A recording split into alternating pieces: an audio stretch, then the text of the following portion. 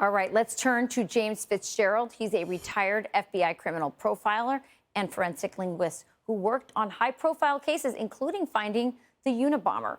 He's also the author of A Journey to the Center of the Mind. James, we couldn't have a better, more experienced guest for this story, this very tragic story. What are your instincts telling you about this case?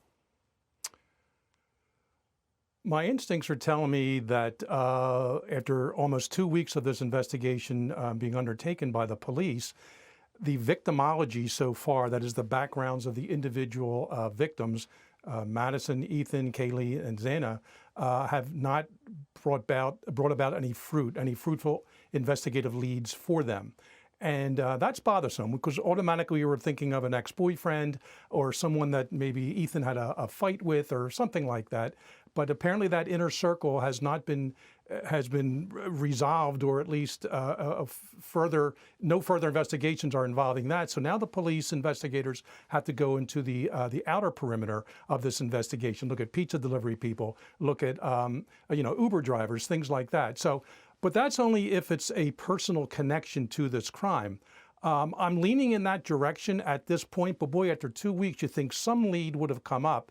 I'm not ruling out the incel factor, that is involuntary celibacy, and that is kind of a subculture within our country of mostly younger men who feel they're not dating the kind of women they would like to date. And while most of them, the vast majority, are not violent, some do have violent ideation, and they do want to carry out threats and actually take actions against people. Is it possible they saw the young women here as Stacy's, that's the nickname for attractive women, or the young man, Ethan, as a Chad?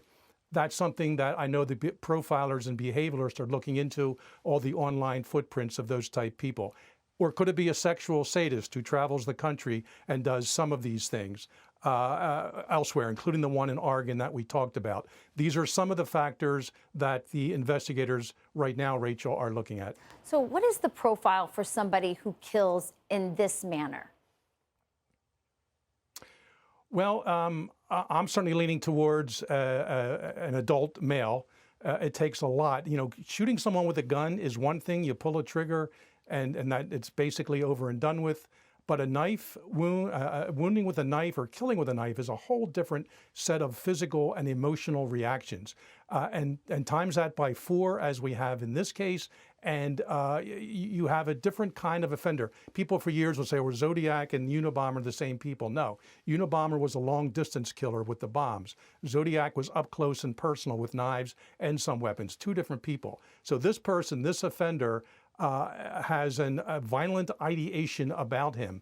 And although the crime itself is not that sophisticated, the 4 corners of the crime itself, let's face it, he used one of the oldest weapons available after a rock and a club that is a sharp or slashing type of instrument. But now, but how he got into the scene, how he perhaps pre-offense behavior was, how he explored perhaps the interior of the apartment, or had schematics about it, or actually was in there at other times. And of course, the post-offense behavior, getting away with this crime. He apparently left no fingerprints behind, no blood on his part, and no DNA. And there's some sophistication before and after the crime, even if the violent crime itself lacks some of that therein.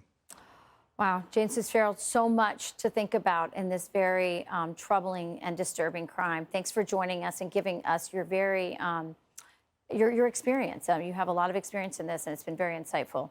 Thank you. Hey, Sean Hannity here. Hey, click here to subscribe to Fox News YouTube page and catch our hottest interviews and most compelling analysis. You will not get it anywhere else.